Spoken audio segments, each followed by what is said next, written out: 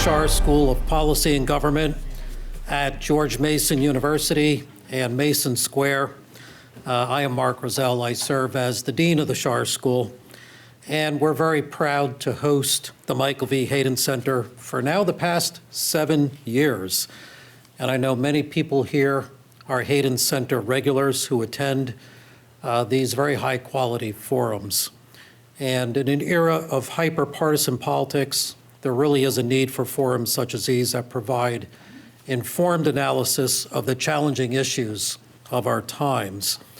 As many of you know, we are strictly nonpartisan, non-ideological, and we care about good government and good public policy wherever it comes from, regardless of party or ideology. And the focus here is on the very complex issues of intelligence and security.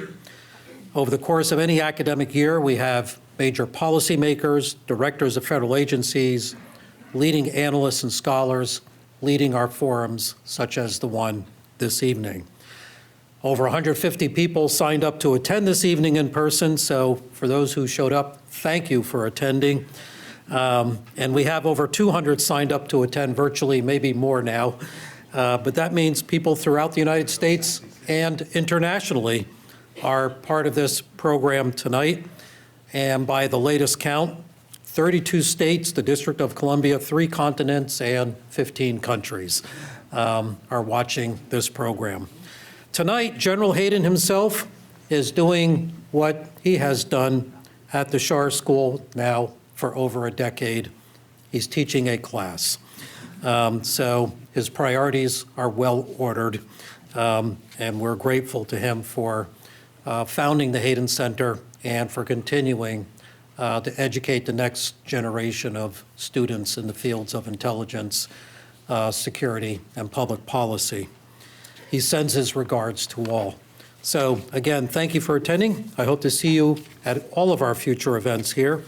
And I now welcome to the stage the director of the Hayden Center, Larry Pfeiffer. Larry.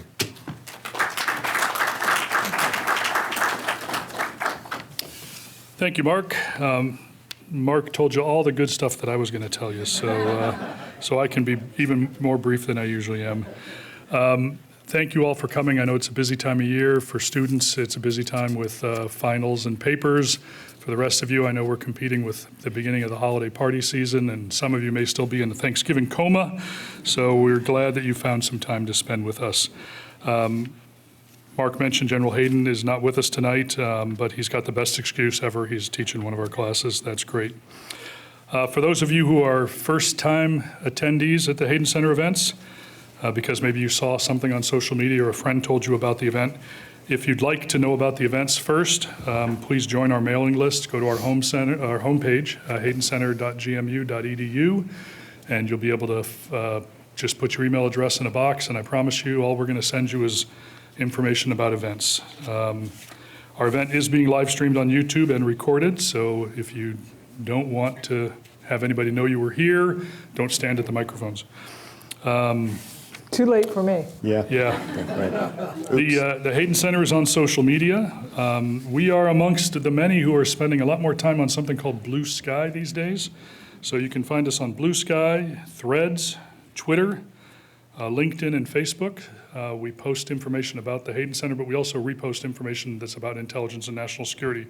So it's proven to be a pretty good resource for folks who are interested in that. If you are enjoying tonight's event and you'd like to comment on it, up there we've put some hashtags and handles. You can post about the event and use those to help us find your comments. That would be fantastic. There will be time set aside for your questions. Those of you in the audience will be directed to the microphones at in the 2 side aisles. David will let you know when it's time to do that, so start thinking about the kinds of questions you'd love to ask Sue Gordon, or you've always wanted to ask Sue. We would ask you, however, to keep your questions brief and in the form of a question. We would also love you to let us know who you are, but if you wish to remain anonymous, that's okay. But we always love to know who you are, and if you've got an organization you're representing that you're proud of, we'd love you to tell us who you're representing as well. For our virtual audience on YouTube, there is live chat function of YouTube. That's where you can post your questions. We'll be monitoring those, and we'll try to get to 1 or 2 or 3 of those questions as well. Following the event, we have a great reception with food and beverage in the adjacent multipurpose room across the way. So tonight, we welcome the Honorable Susan Gordon, hereafter to be referred to as Sue. She is a former Principal Deputy Director of National Intelligence, served during the first Trump administration. She has a legendary 30-plus year career, much of which was spent at CIA. Her time at CIA took her to the leadership level in all of its major directorates. She was known as an innovative leader.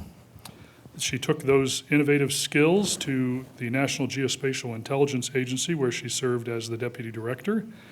She was so well regarded from her time at CIA and NGA that she was asked to go and serve as the Principal Deputy Director of National Intelligence, the PDDNI, during the first Trump administration, where she served honorably for 2 years. While there, she drove innovation. She integrated and coordinated among the then 17 elements of the Intel community. She advised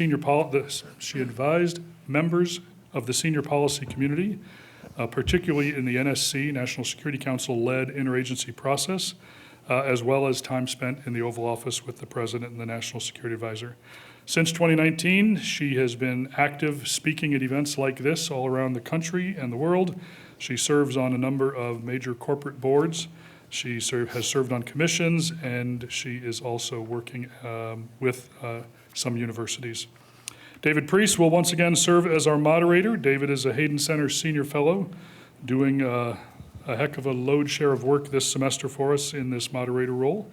He, for those who don't know, is a former CIA analyst, where he spent time as a daily intelligence briefer for some of the senior leaders of the U.S. government. He is the author of The President's Book of Secrets, available wherever books are sold. If you'd like to understand what the President's Daily Brief is all about, it is probably the best resource you can go to.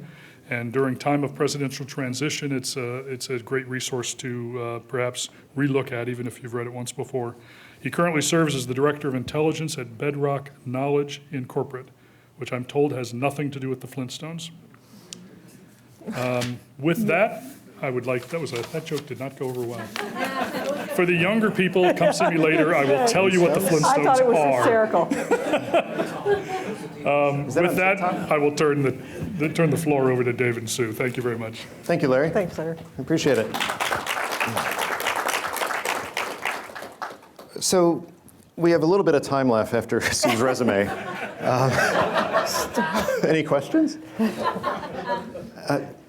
There's so many areas that we could explore, and typically when it's something that's advertised as a life in intelligence, the natural thing to do traditionally, obviously, we'll go through your career in chronological order and what you learned at each stage. But we're not doing that. Oh, thank God. No. We're just going to bounce idea to idea and see where it takes us. Truly like a stream of consciousness discussion. And the first thing I'm thinking of is not what you did to get where you are in your voyage along the way, but where we are now. Mm-hmm. And so the obvious question is, how good is Duke's basketball this year, women and men? Because you may not know this because Larry was so incomplete with his resume, but Sue was the only 3-year captain of the Duke women's basketball team. That's correct. Anyone not applauding, you can see yourself out. So how does it look this year? Men are young, but I like the team. They're unselfish and they actually box out. So, you know, but young is hard. Like I'd love it if Duke would say, heck with this one and done thing. The talent differential isn't that much between the number 1 player and the number 100. Let's go for 50 to 100 and build a multi-year program, and we'll win many more national Coach K championships tried to that way. hold out. He actually tried when that started. But I think you could. And the Kentucky Duke, the model. You know, be a good butler, right? Yeah. Anyway, so that's it. Women, I don't know. They've had a really good week. I've been skeptical. But their defense is so good, and the offense is clicking, so they'll make some hay. So maybe. I don't think they'll win a national championship this year, but they will knock off some teams that will. There's a lot of people in the room who don't realize that Duke has not always been what it is now in basketball. For example, when you Like when I played? Thanks. I don't want to talk about the number of wins in the program when you started, like across your first 2 years. I don't want to talk about it. So I will, because now you need to know. Okay, so if I had been able to pay Larry enough to get him to give the bio, I would have wanted would be, this is Sue Gordon, she's old, grateful, and lucky. And have always been. I played basketball from 76 to 80, so after Title IX was signed, but well before most universities had any interest in being serious about it. So I started playing basketball when it was the jocks who got to a university and played the sport that they happened to play. Basketball wasn't my best sport, it was just the one they had. By the time I left 4 years later, it was only the other senior and I that didn't have a scholarship, and the girls that were playing had much more in common with the players today than those who I started with. I mean, so I had those 4 years I played in the first ACC tournament for women. I also, my sophomore year, painted Cameron Indoor Stadium for travel money. So I got to see well before women had anything, but saw the game become what the game is today. But to the record, my freshman year, we were 2-12, and we played no team that you've ever heard of. It was the AIAW. We played the Campbell Camels and the Western Carolina team. That, if you don't know where Western Carolina is, it's in Cullowhee, that booming town in Western Carolina. My sophomore year, the great Duke University did actually give their first scholarship to a phenomenal player named Tara McCarthy, who had the sweetest jump shot I'd ever seen. And she transformed our program so we were 1-19. Hey, yeah. My sophomore year, but we did play all now the big schools, Maryland and NC State. And in 1 week, we lost by 50 to Clemson, 70 to Maryland, and 82 to NC State. 43 to 125, not that it was a seminal event in my life that I can still remember. And all you need to know about me as a player is I didn't think I was going to get to the game. As a matter of fact, it was 3 minutes left of the game before the coach looked down to my end of the bench, and we all said, we didn't do that shit. Yeah. So That's an accomplishment, losing by 82 in any sport, like bowling. I mean, even that's hard. That's and yet you've said before that you never played a game where you felt like you would lose. Like you always went in thinking we can win this game. Yeah. Right? Except that game, I didn't think we were, really, 10 minutes into the game, I thought, we're never going to score. Okay. There we got to go, but they were that good. They had Kay and Faye Young. Does anyone know who Kay and Faye Young are? Kay married Bill Cowher of the Pittsburgh Steelers. They had June Doby, they had Ginger Rouse, and Chrissy Earnhardt. I mean, they had players. Yeah. We were just still new. But my senior year, we beat them all. That's right. My senior year, we were 14-13. We beat every team. Winning record. And you got your first leadership experience there because in another twist of fate, you were elected captain, co-captain of the team, and you didn't even play enough to letter in the sport. Yep. 3-time captain, 2-time letter winner. Help us square that. Wait, did someone feel sorry for me? Yeah, I know. Like, oh. It's the first time. It's great.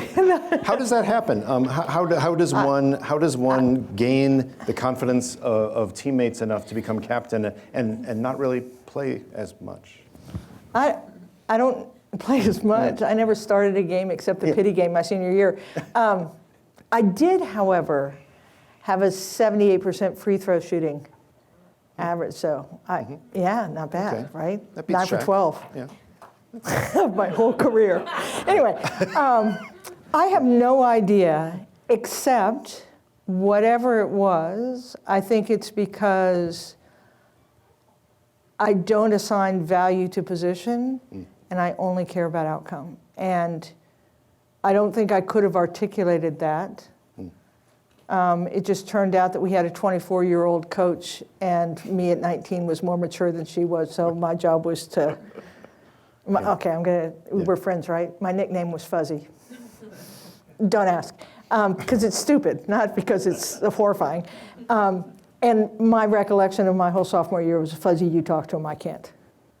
And so I think you do the job you can do, and it doesn't mean that you don't hate what you're not, but you recognize that the aim is more important than your personal preference. And I would say, truthfully, if I look back and say, how did someone with a bachelor's degree in zoology and no obvious pedigree that should allow the shockingly good career I got to have get there? I think it's because I did understand how to use a team.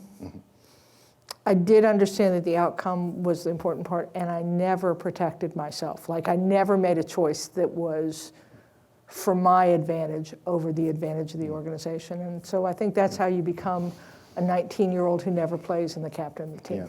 You mentioned zoology, so you have a degree in zoology? I do. Like most people getting zoology degrees, you went right into CIA. Right. I don't think I've ever asked you this. What was the recruitment process like? Was it you seeking out a career in intelligence, or did intelligence come to you? Well, one, let's not besmirch zoology. It is the parent discipline. And it's mystery of life. And I will tell you why it turned out to be the important foundation of my intelligence career. Really what it was is I couldn't decide if I wanted to get my PhD in biomechanics or go to law school. And so I thought, well, that's just too big a range, right? So why don't you go and get a job and figure out what you want to do? And the CIA was hiring on campus. I'm the third kid of a naval officer, so kind of public service was in my DNA. And it turns out that in 1966, my dad had worked with Stan Turner in systems analysis for McNamara. And so they knew each other, and Stan Turner had been the director of the CIA, and he always thought I'd be a good spy, which of course I wouldn't. Do you see this face? Not a chance. Come on. Blush and giggle when I lie. But so I applied, and they hired me to do analysis of Soviet biological warfare. And so that makes sense, right? Yeah. You're now saying, oh, well, now we see how they hired a ZO major, critters. Except the problem was it was 1980, and I arrived 21 years old. I'm shiny. I was so shiny and new. I look 12.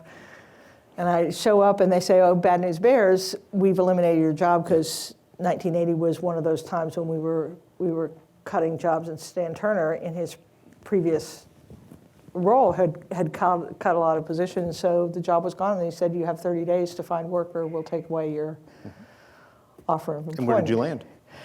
In the Office of Scientific and Weapons Research, doing analysis of Soviet missile systems. Okay, yeah. Because a ZO major can do everything. Because, right? Prove it. Now you're ready for this, aren't you? Here's my argument. And I did say this on the day, because mechanical engineering is just applied zoology. Frictionless joints, babies' knees, I-beams, does the rib engineering cages. faculty feel about that? I think I can prove it. Yeah, that's right. Have they made a frictionless joint? story. A baby's knees are frictionless joints. Oh, there you go. Also, we're just going to finish this one up since you put me here.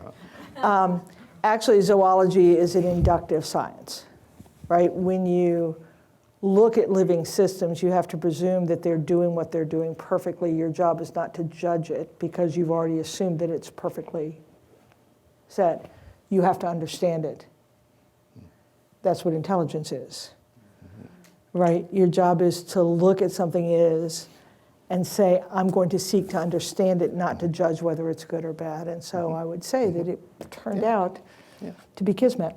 Okay, so you start out doing With a good bullshit story, yeah. Yeah. When you go there, it's just going to keep going. So you start out in that job, and Larry gave what, half of the positions you've held. So you ended up helping run an imagery agency. You end up doing advanced analytic tools. You end up setting up a venture capital outfit. You end up PDD&I, helping run the Intel community. I mean, the kind way of saying that is you've had a wealth of experience taking advantage of your skills, or you just can't hold a job. So like what along the way, yeah, what along the way compelled you to always seek new challenges, or for people to recognize, we want to apply what you're doing somewhere else? Well,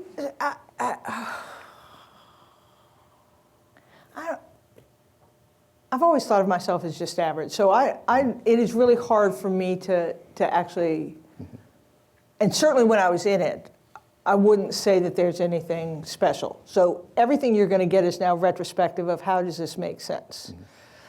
So here's how I make sense of it, is I do two things really well, maybe three.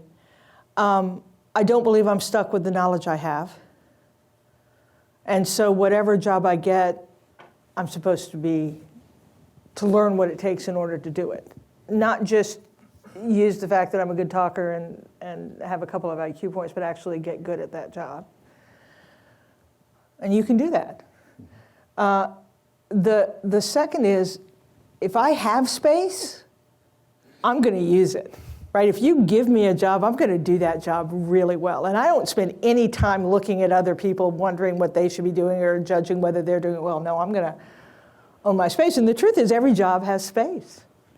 It does have some domain that you can apply and you can do something with it. And so that's what I did early. And then the third thing is even though I was doing my job, I did pick my head up and I knew that there's the work and then there's the work. And so that combination of things meant that if you gave me something, I tended to do something with it. And the number of people who do things is smaller than you would think, and that tends to get people's attention. So they're like, oh, we have something new that we need done. Let's hire Sue. And I think early on, I probably got impatient because I'm more of a bear catcher than a bear skinner. Like, once I figured it out, I don't want to keep doing it. Later on, people would say, if you have a problem, hire Sue. If you need to make it bigger, hire Sue. If you need to make it smaller, if you need to think of something new. Because I was never about me, I was only about the job. That sounds way too self-aggrandizing. It just turns out to be how I approached it. And it was the transportation in my career. Yeah. No, I think the self-aggrandizing part is claiming that you caught bears on the job. Yeah, there you go. That didn't happen very often in my experience. Talk a little bit about an implication of what you just said, right? Which is that you saw what the mission needed, essentially. Mm-hmm. Because one of the skills that's hard in the Intel community, which does have bureaucracy all throughout, is realizing that when you work with management, that you're not working for management in the sense that you're in a state of blind loyalty, right? You're trying to serve the mission to help them meet the mission, but you might be helping them do it in a way they themselves don't see. And that's something you excelled in your career, is not just making the people that were subordinate better, but making the people around you, 360, better. Talk through the logic there of how like almost like a refined sense of loyalty or an advanced sense of loyalty to the job means seeing the mission that everyone around you is trying to do. So I actually would give credit to bosses I had that had the ability to be so good at their job that they would give a piece of it away knowing that it would be better done by someone who had full time to do it. And that really did happen early on to me when I went from analyzing Soviet systems to building US spacecraft. And then I had a boss that needed a new program, and he gave this GS-10 with no discernible skills the responsibility and $50 million in 6 months to come up with a new concept to do this for the first time. Go. Well, when I tell that story to people today, I say, what's weird about that? And they say, well, no one would ever give a GS-10 26-year-old responsibility coming up for a new program of record, much less $50 million with no direction on how to spend it, and expect that you could turn it into a program. And yet, I did, and then dorked it up, and then they were so good that what I messed up, they could recover, and we got something that's been the foundation of everything forward. So to me, it's my transportation and every good thing that happened was because I happened to have a boss that was the kind of leader that understood what needed to be done, give it to somebody else, and then create the room so that they can do it. And George Tenet with In-Q-Tel, much the same. George just wanted something cool. And so he went to the director, sorry, George. And so he went to the director of science and technology, and a brilliant woman, Ruth David, had this idea for a thing called the Agile Intelligence Enterprise. And she gave it to me to figure it out. And she was totally wrong about what it should be, but she was right that we needed something to get to what was going on in Silicon Valley, and it needed to be around information. And she gave me all this room to do it, and we came up with a great solution in 7 months that is now 25 years old.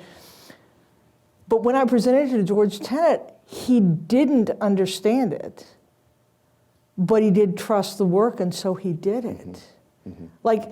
So to me, it's the leaders that understand how that have a vision, but understand that the way you get it done is by giving it away, trusting the work gets done, and then being good enough your job that any bobbles along the way that happens. Yeah. And so I think that's kind of what happened for me, and I just happened to be a kid that believed I was supposed to do the job you gave me. Let's talk about In-Q-Tel a little bit more, because there's such an interesting story there. For those of you who don't immediately have an image from that, if you've heard of Palantir, Google Earth, data miner, Cloudera, everybody. Palantir is there, but it wasn't always there. It had to be created, right. and you got to put it together. Talk about that, from the idea from George and Ruth to actually creating this board, this idea. What was the model? How weird was it for the Intel community, given procurement timelines and everything else, to do it the way that you helped create?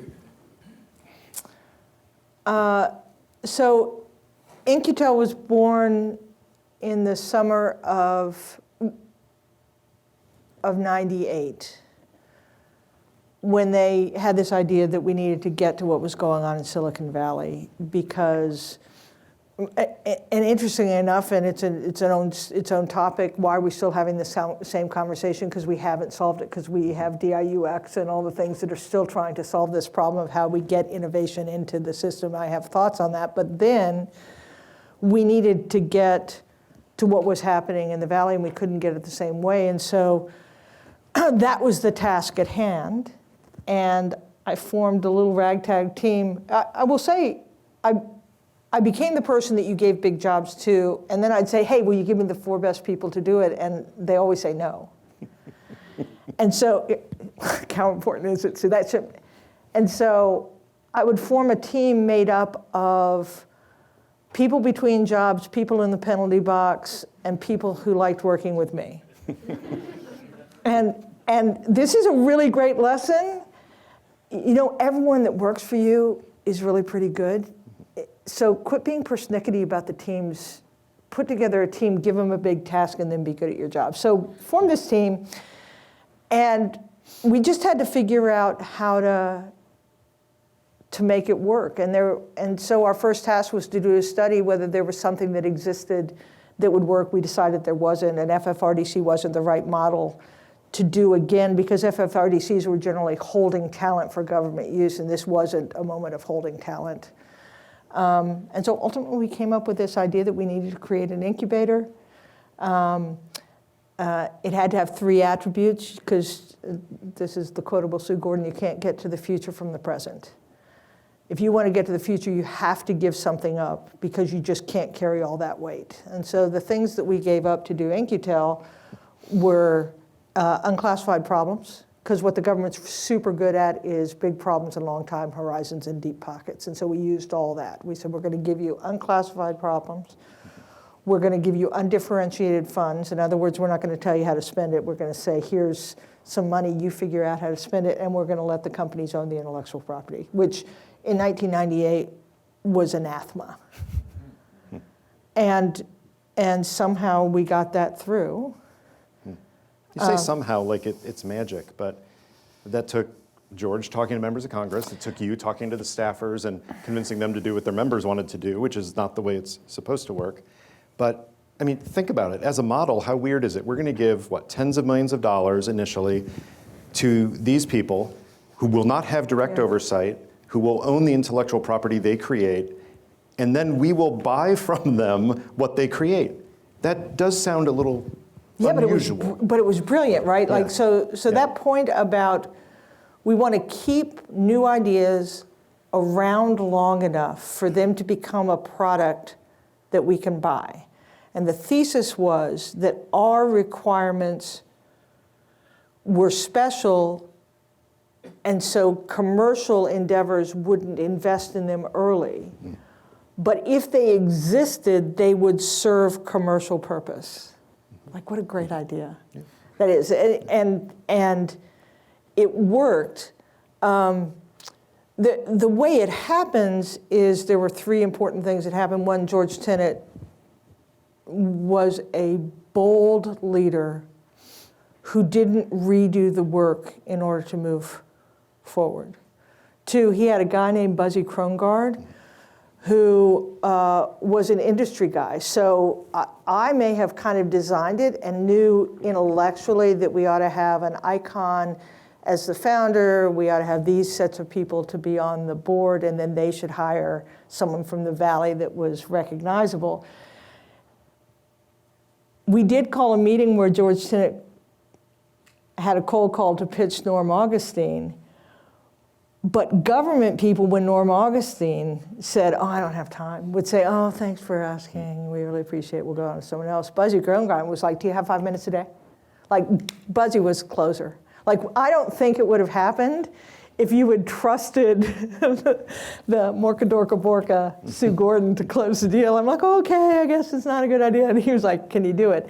And then the last thing is we got, unbelievably, because of George Tenet's relationship with Congress, we got $50 million of top-line ad mid-cycle. Had we not gotten a top-line ad that didn't go through the staffers, it never would have happened. Yeah. And because we got that, I could move fast enough to keep the organization from killing it. Because new must be killed in its crib, and if you force new to compete with existing, it can't, because it can't prove that the theory is right.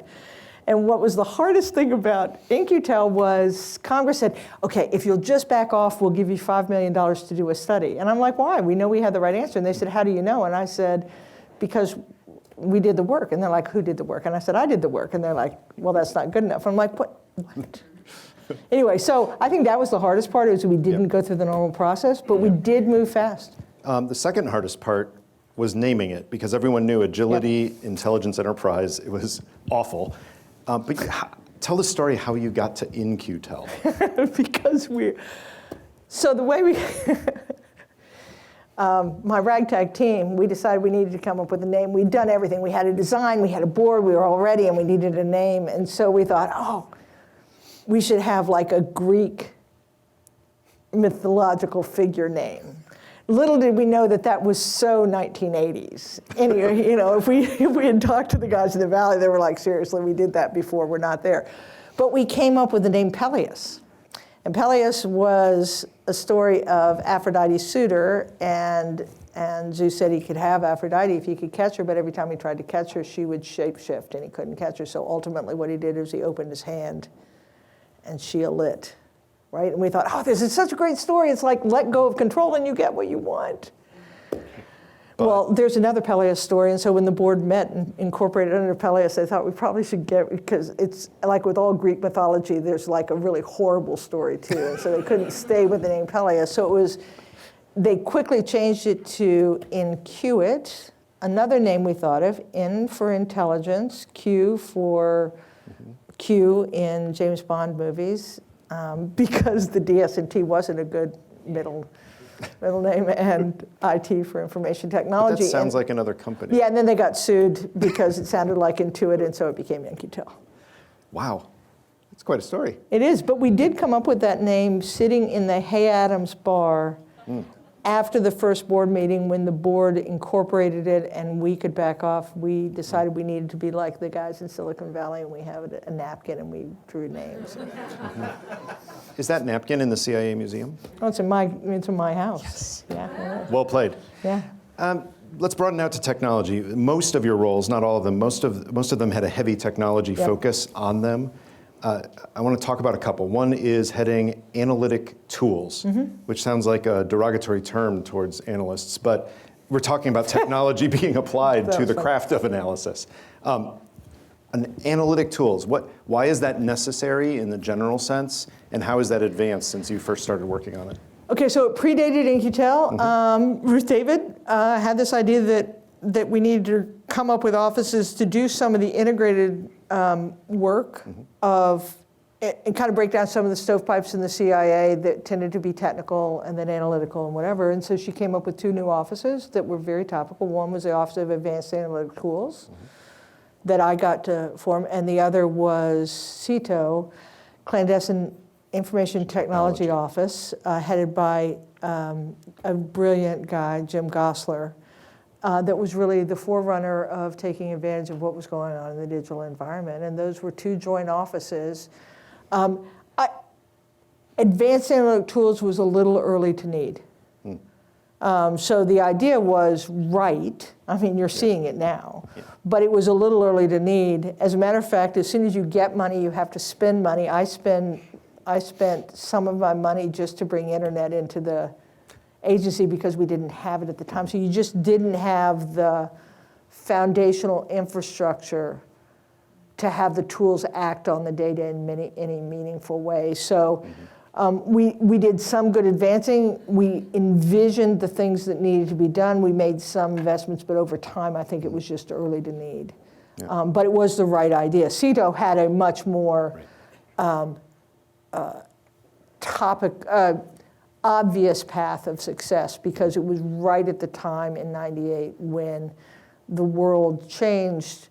The wall had fallen. You're seeing the beginning of terrorism. Our adversaries go to different spaces, and CITO became the place that allowed us to go and chase them where they were, and becomes the beginning of really information operations across the board. To close on analytic tools, by the time you're principal deputy DNI overseeing the intelligence community, analytic tools were incorporated in all kinds of agencies, departments, bureaus, et cetera. Can you see the through line, even though you stepped away from it at that point? Can you see how it got to where you were overseeing the enterprise? Absolutely. When I say it was early to need, what happened with eyesight was really important. What Stephanie and Jim did with eyesight, and listen, we can judge the program in terms of how that was prosecuted, but the idea that we needed to be able to share information and then act on all the information, not just in little stovepipes, was necessary. That didn't exist in '96 with AAT. Once it existed, thanks to eyesight, then now you have that moment where technology and opportunity meet up. But because I'm never satisfied with Snoopy dancing about successes, we needed to now move into where analytic tools were going, which was artificial intelligence. And if you looked, now I'm sitting in the principal deputy spot, can see the whole community. We needed a community program because it wasn't acting on each stovepipe. And we needed to pool our resources to make real headway. And so you actually, some of the experiences from AAT, I think you can see in the AIM program, which is you need to do this in more things. As a matter of fact, I've never pulled out those charts, and there might be some similarity even if I didn't do it, just because the times allowed it. The other technology question I have is I still hear from people inside the community, people using language that characterizes technology as risk more than technology as opportunity. I suspect that's an attitude that you don't subscribe to, that technology as risk goes against a lot of what you built over the years. Talk through that. How do you get people on board who maybe don't have the background you have to see that technology is an opportunity multiplier and it shouldn't be seen primarily as a risk? Well, what a great question. So let's just talk about change as a foundation for that. Everyone hates change. The way I've been able to affect change is because I convince people that irrelevance is worse. And so you have to start with seeing that you must be something different. right? You just can't hold here. And so if you can't hold here, then everyone says, okay, now we need to be somewhere different, and they can decide that they're going to move. Now, technology is a part of any change. The problem is that most of our leaders, we still have technical people and non-technical people. That's still a problem, and we're going to have to overcome that in the next couple of years because we're still not totally embracing that technology is just the instantiation of the same motivations that we've always had. So we have to get there. So we have a problem because the leaders who are making decisions about what we pursue are not comfortable understanding what technology does, and technologists are not comfortable describing anything other than the technology, which who cares? They need to be talking about what the technology would do. Right? And so we've got to work on that.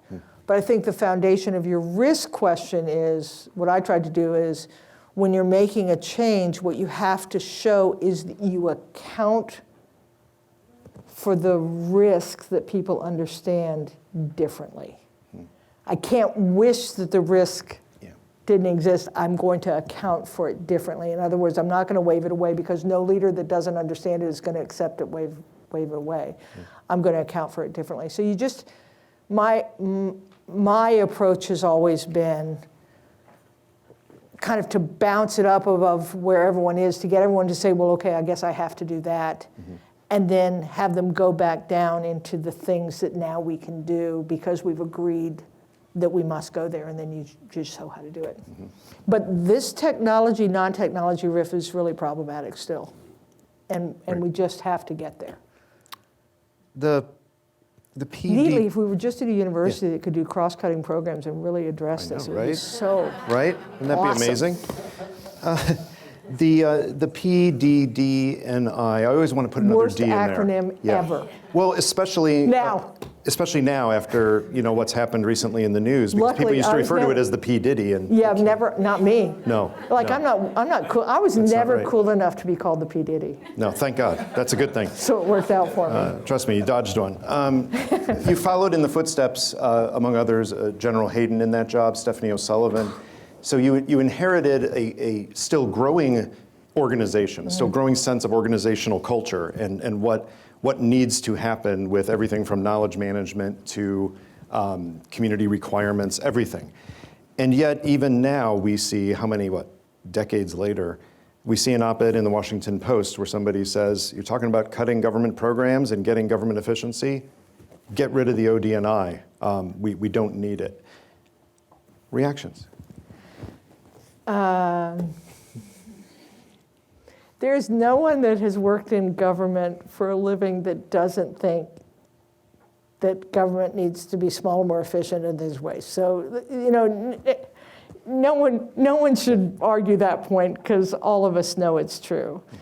And I think we carry so much of the past with us that we're trying to solve the future and what's left over. And we need to do something to break that cycle. I think we need people who run processes that feel empowered to reimagine the process, because without changes in our processes, we're not going to get there. So a bunch of things. So let's just take the notion of overhead and say, yes, we need to do all that. I have a theory on how you do it, and it isn't a bottom 10% exercise because you never get there getting rid of stuff. You have to get there by knowing where you want to go. The D&I, the position, while it is one of the weakest statutorily, I think we would not be where we are in terms of understanding the threat were it not for the D&I. Why? Without the D&I, you would have never integrated the domestic intelligence agencies into the intelligence community in any meaningful way. And when it became a digital world and our adversaries and competitors could completely cross any distance and obliterate any boundary, they knew that the intelligence community couldn't chase them if they were here. And we would have been stuck if you haven't hadn't integrated those. And I love my CIA, but I would say they would have never done the same things of integration that the D&I did. So that's one. The second is, you really did need to integrate. So if the first D&I was about coming up with common policies and making it work as one, the second were really integration, because you needed to take all of the intelligence and allow it to show what the picture was, more than one agency that already had operational imperatives being the one that adjudicated what that was. So integration was super important. And it isn't perfect, and it hasn't been perfect, but it was also necessary for collection and things like that. The D&I got a chance to serve under really needed to change to leadership, because even though there's a brilliance in the D&I not being the equivalent of a secretary, which means that the intelligence community remains a loose confederation of independent organizations that have budgets and views, and so they are faster and quicker to missions at the ones we know. When you have a strategic shift, the D&I needs to be able to use the budget authority it has in order to lead it to do new things. And again, that won't naturally happen without someone to say, this is now, we need to shift to China from this. And so using that budget authority. So I think any organization can change. I think there are some elements that are probably artifacts. Even though I think counterterrorism is still incredibly important, albeit different than it was in 2001. The intelligence community does terrorism in all its agencies differently, so does it need to be as big? I think there are always questions about you can do, but whether you need a D&I, I believe you do. Okay. Yep. We're going to open it up to questions in a moment, so if you're in-house, please make your way to a microphone. And we also have some online questions that we can take as well. There's one area we haven't talked about it, and I hate that we haven't. I've talked to General Hayden about this, that we need to focus on this more, especially at CIA, when we have conversations about the history and lessons and careers. We talk about operators who collect information. We talk about analysts who process and analyze it. Sometimes we talk about covert operators doing covert action. And we rarely talk about support. None of it happens without the Directorate of Support, which you had some very close, warm personal experience with.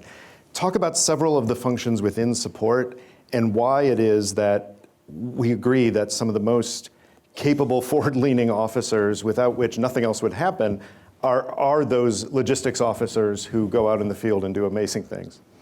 Yeah, I loved being the director of support. Probably the only job I really hated leaving.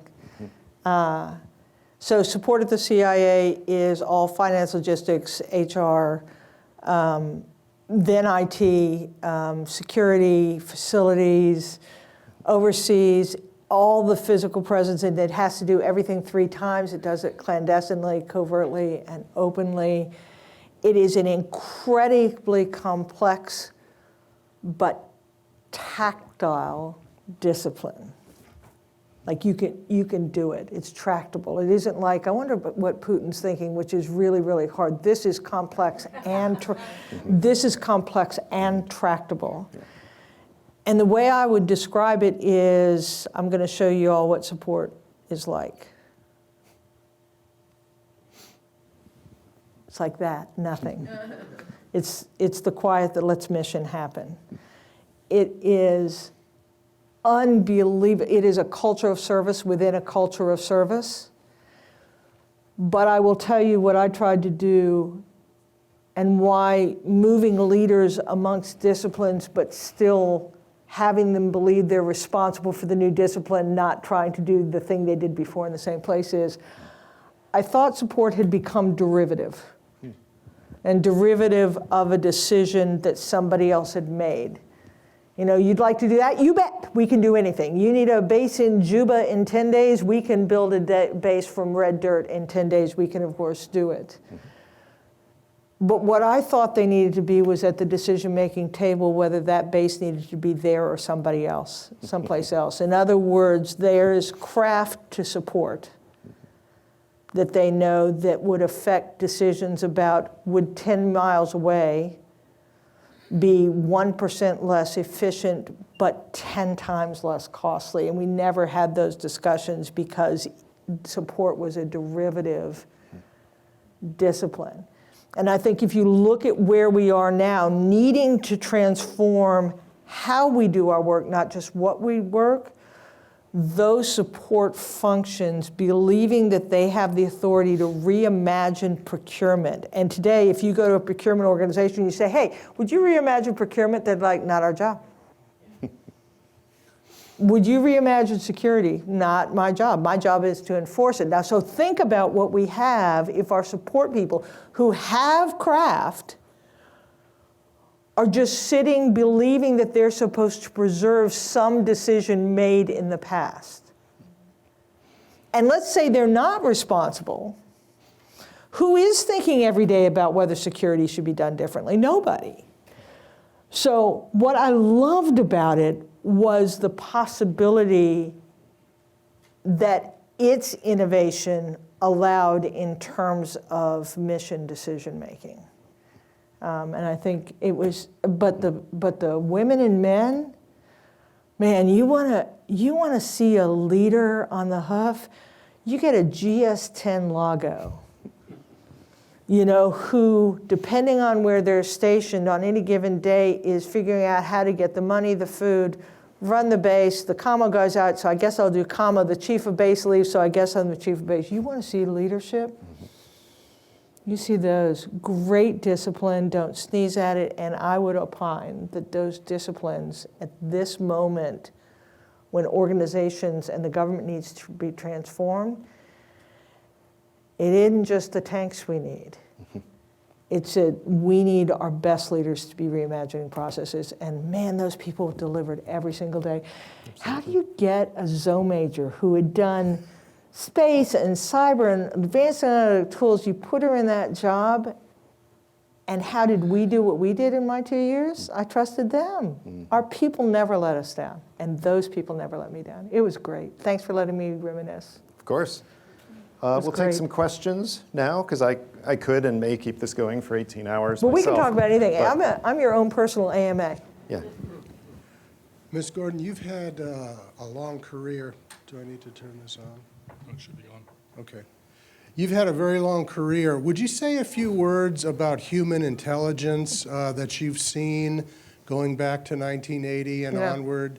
Some people say that there have been a few problems in the area of intelligence, and particularly human intelligence. So I'll give you one example, the window of vulnerability when you started out. Caspar Weinberger made a big deal. There was a window of vulnerability. There wasn't a window of vulnerability. Could you just talk a little bit about human intelligence? Not my discipline, so I will try and represent them as well as I can. So when I started, certainly human intelligence and the women and men that practiced this gave us the coin of the realm, which was intention.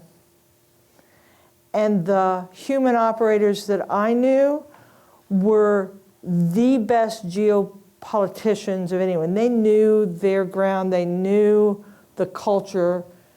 One of the greatest misnomers that people that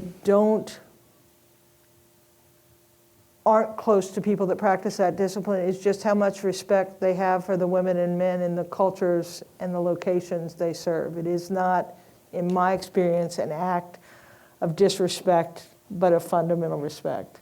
So the discipline and the people that practiced it, despite things we can talk about, too much autonomy, mistakes that they made in terms of who they trusted or what they saw, through most of my career, what they delivered was something that we needed more than anything else, which was intention, because you can't just add up capability and get to use. And that's what they offered.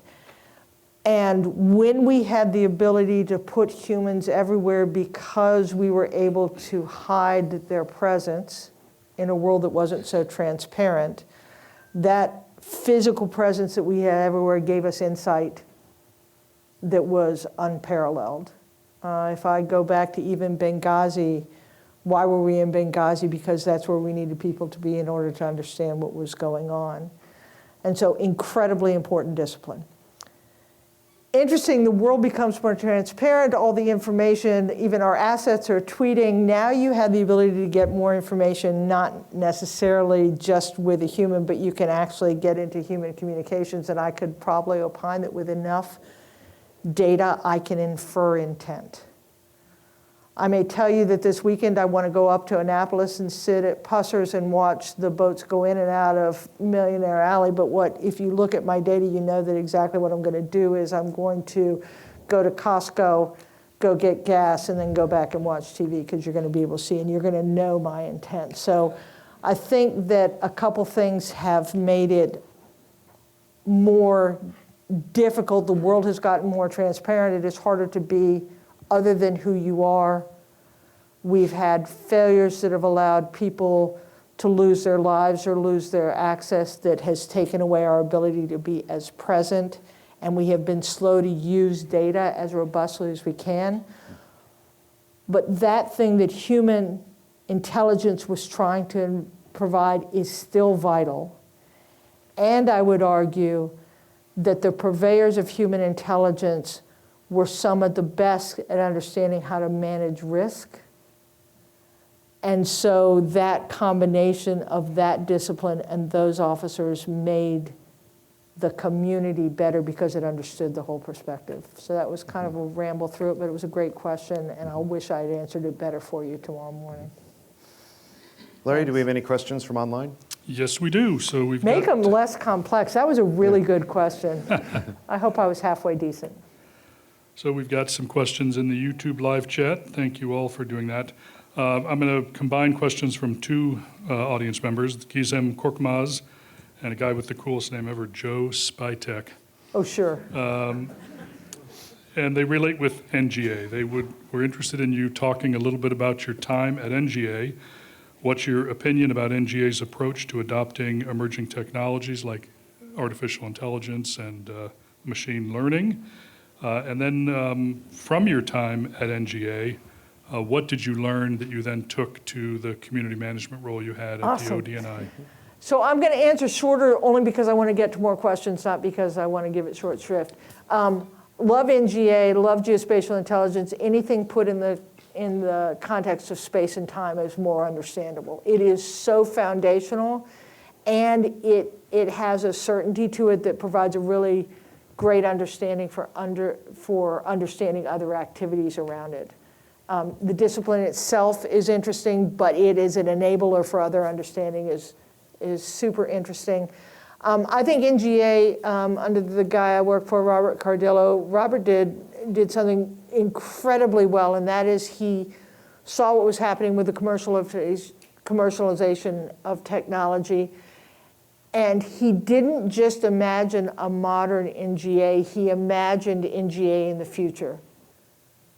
And I think that set the agency on a really interesting course of technological advance that allowed them to invest in things like services early, making more of their product openly available, recognizing this is a contribution and a great example of government, which is investment that was made for security but now is then offered to societal good. So I think he saw that coming.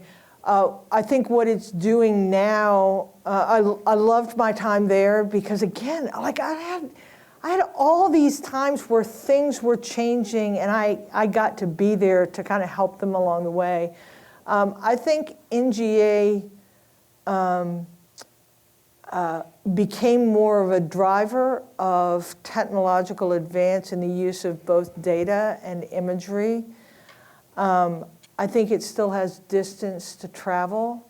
I wish for NGA, it's the Sue Gordon owning your space. It's an incredibly interesting time of the kind of a geospatial analysis that can be done combined with what's available commercially in terms of data, and I think they can be on the forefront of that in really interesting ways if they keep on building on the things they've done. But one of my favorite experiences, and again, talk about another culture of service within a culture of service, great discipline, incredibly important for contextual understanding.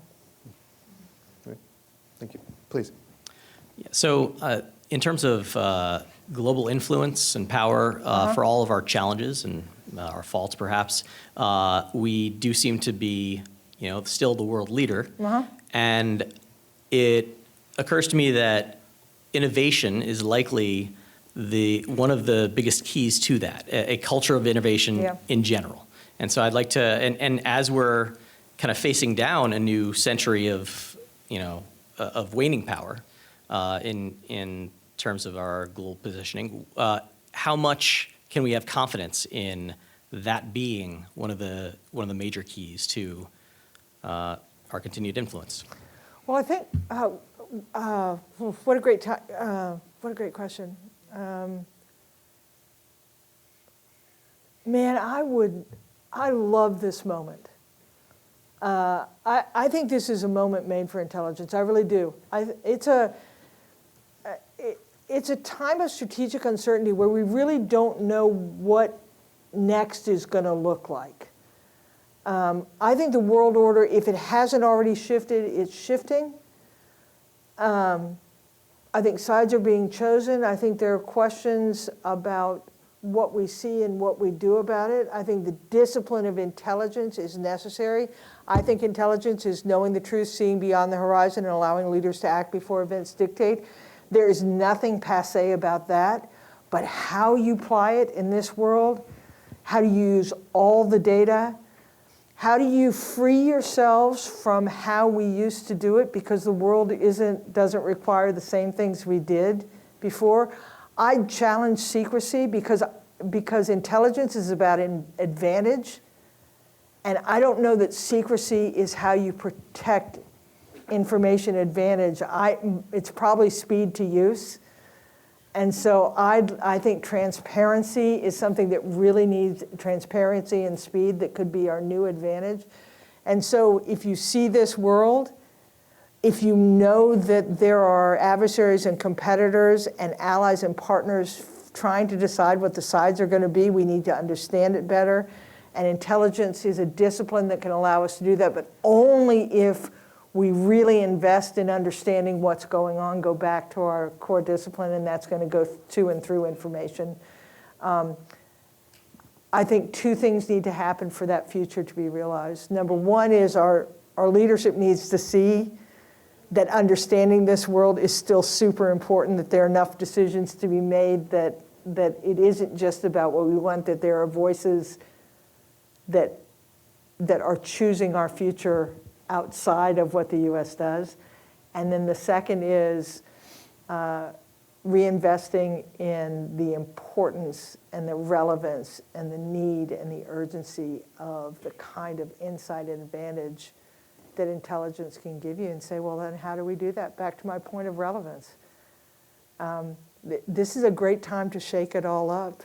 And I would opine that it's a great time with administration change and with this administration change that is creating this kind of, we want it different, it has to be different. Put aside, like I did, what Ruth David said about what In-Q-Tel needs to be. I want a leader to say, okay, we need to be different. Let's go and be different.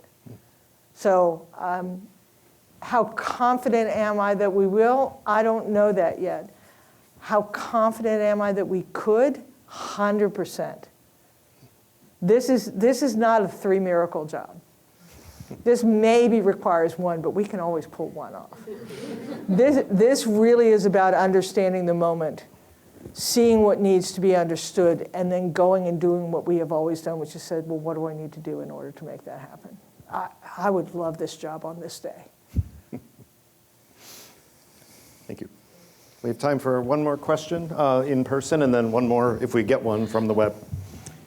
Hi, Sue. You know too much, Mary.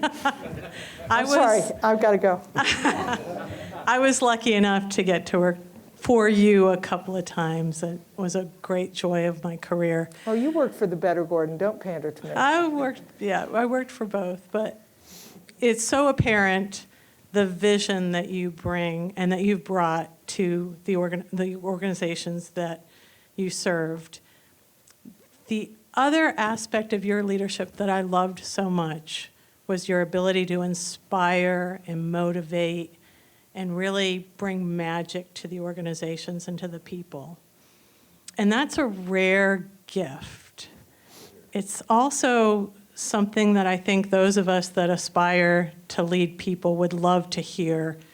You know, what are your kind of top 3 or top 5 strategies and how to bring people along and really get them excited about what you need them to do? Well, thanks. You're kind.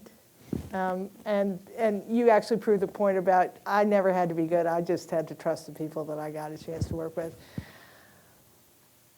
You know, there are a few things that only leaders can do. And one of them is you really need to see very clearly what is, not what you prefer. And you have to see that without protection of the domain you have or anything else. So the first strategy is just be really clear-eyed about the moment in which you find yourself.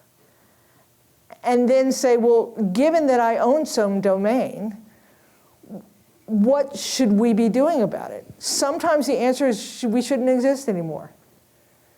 And you have to be willing to do that. And sometimes, and when you talk to your women and men, you get them to see that that is their contribution at the moment.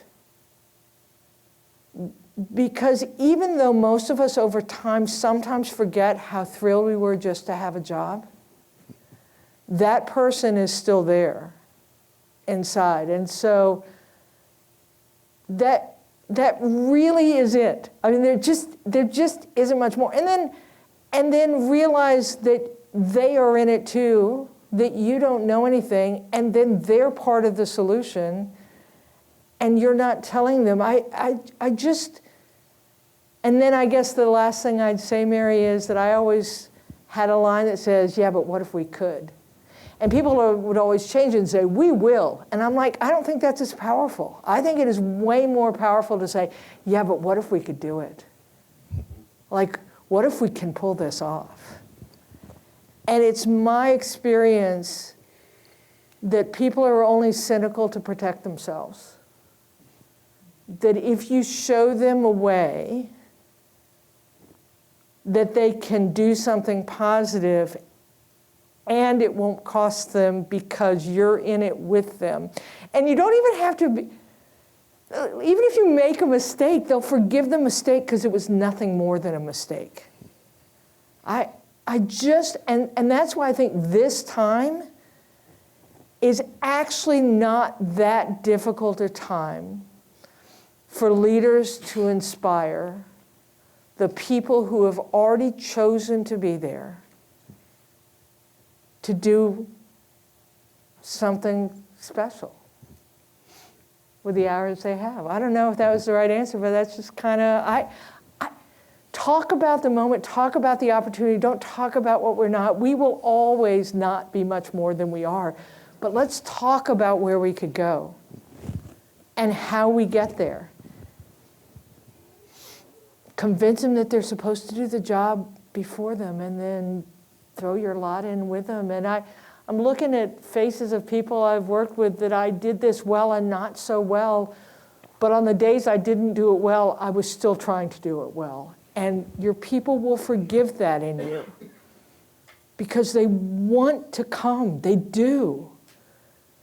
And this moment could be our best. This moment of disruption in who we are as a nation comes at a time where the world is disrupted and we had to do something anyway. use it. Use it.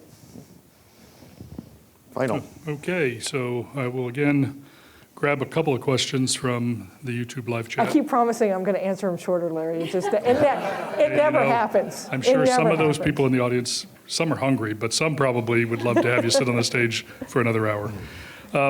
So these questions are somewhat related because they are looking at the immediate future with the new administration coming in.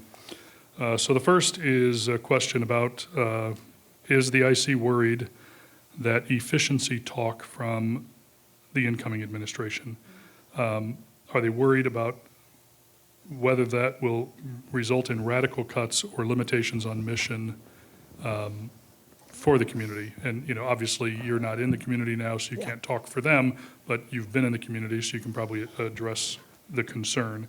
And then secondly is the question of the polarized environment in which we currently exist, extremely polarized environment. Given your extensive career in the IC and your emphasis on integrity and apolitical service, what would your advice be to leaders in how they could ensure that intelligence remains free from political influence in that environment? Wow, great questions. Did I say I still have PTSD over leaving my mates in the foxhole without me?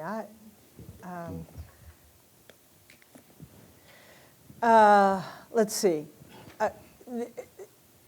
There are a couple mistruths that are kind of foundational right now, and that is the idea of a malfeasant government.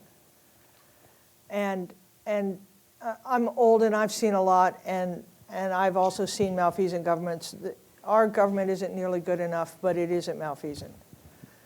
And so what I would hope is just a talking point and not a reality in the approach that people come in is to make it better, not harm it as though it's somehow wrong. So that's my one hope for incoming leaders is make it better.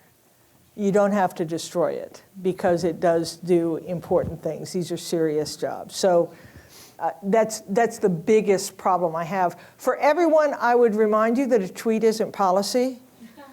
And that's not a glib statement. That's just, there will be disruption and there will be change, but try not to over-rotate just on statements. Try and do a little bit of keeping your eyes on the boat. I think this is where the intelligence community has been really good, and it has some natural advantages because it is policy support.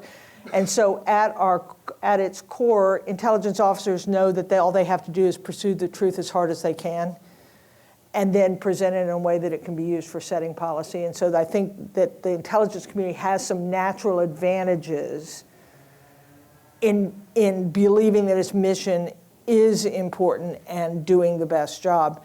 Now, I will say that in the first Trump administration, I think that the intelligence community didn't understand that the leadership had shifted from one that was political military in focus to one that was economic in focus, and we were a little bit slow to produce the intelligence that was supporting the policies that wanted to be done. And so you do have to do that. But I think in general, the community understands that.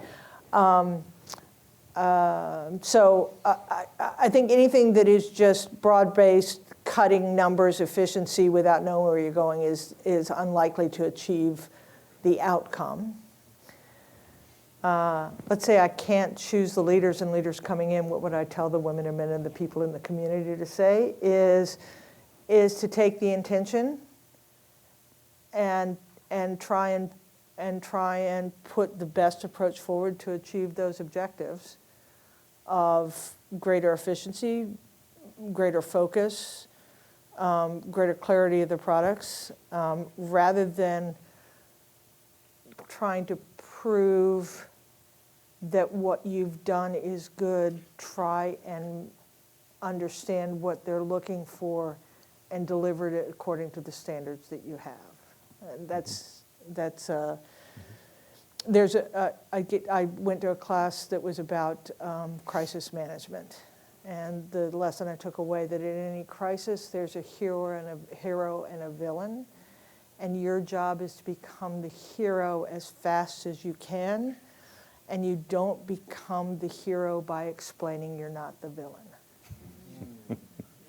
right? So what I would say to my community is unfocus your eyes, bounce up to the higher level statement that says the world has changed, our processes aren't as responsive to the American people or to the world order as we need. We need to be more efficient so our resources can be focused on the job that only we can do. Awesome, I can get behind that. Now, how do we leap into the fray on that? Because that's the space we own.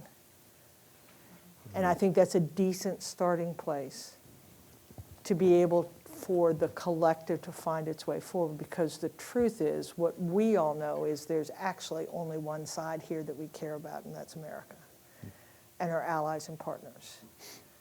And so it's like risk, showing how you can account for it differently, not standing there and insisting how you've done it is the only way it can be done.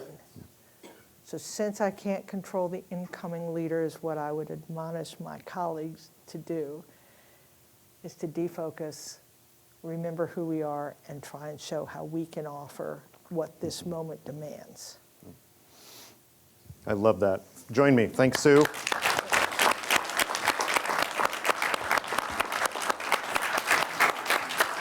All right. So thank you, Sue. Thank you, David, again for doing a wonderful job. So as many of you know, for some strange reason, we as a nation have decided that the Tuesday after Thanksgiving is something called Giving Tuesday. And so I would be remiss if I did not, well, I'd be remiss if this thing worked. All right, gonna have to do it the hard way here. Careful what screen you pull up. Okay, you pull up your thing. Let me talk about Giving Tuesday for a moment. So I worry a lot about trust. I think the way we rebuild trust and kind of get back to some sorts of normalcy is by investing locally. Right? That's where we have the most commonality. Those are the things we're doing. So to me, when I hear Giving Tuesday, I think about investing in local, whether that's your local university or whether that's some other group. So I think it's a perfect time. There you go. I stalled for you, Larry. That's fantastic, thank you. And there's nothing more local for those who are in attendance here than the Hayden Center. We love doing these events for you. They don't cost a lot of money, but they do cost some money.